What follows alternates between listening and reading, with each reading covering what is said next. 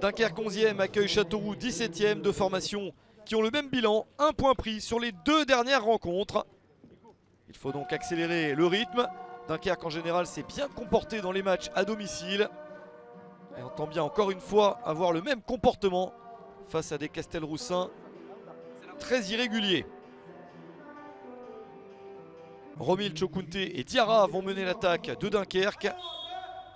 Mergi et Boukari, celle de Châteauroux. Des Castelroussins qui récupèrent un bon ballon ici pour essayer de placer une contre-attaque qui fait mal. Le tir n'est pas assez convaincant pour Yanis Mergi à la fin de l'action. Dunkerque réagit avec cette balle dans la surface. C'est donné en retrait, la reprise de la tête, pas assez puissante de la part de Dudouis. Ça fait une petite possibilité de chaque côté. Châteauroux repart dans la surface de réparation adverse. Avec ce centre au premier poteau, la reprise. Et c'est sauvé par Maraval. La meilleure opportunité depuis le début du match. Elle est pour Châteauroux. Avec cette reprise à bout portant de Gilles Sunu. Mais l'international togolais n'a pas réussi à marquer. Ballon récupéré par Dunkerque. Avec un tir magnifique de Cheikh Fantamadi Diarra. On se dirigeait vers la pause. Et voici le premier but du match à la 44e minute. Dudouis pour servir Cheikh Fantamadi Diarra, et l'international malien convertit l'occasion en but. Superbe frappe, quatrième but de la saison pour lui. Une réalisation magnifique qui permet à Dunkerque de mener à 1-0 et de mener à la pause de ce match.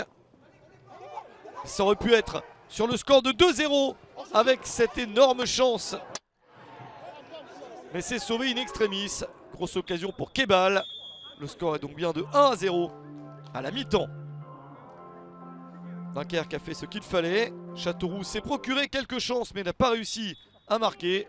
En seconde période, les Castelroussins voudraient revenir mais subissent encore une fois un tir magnifique de Cheikh Fantamadi Diarra. Le doublé après 10 minutes de jeu dans cette seconde période. Cinquième but de la saison pour le Malien, très efficace et très spectaculaire. Chokunte l'a vu et a pu lui donner la balle pour cette frappe qui ne laisse aucune chance à Fabry.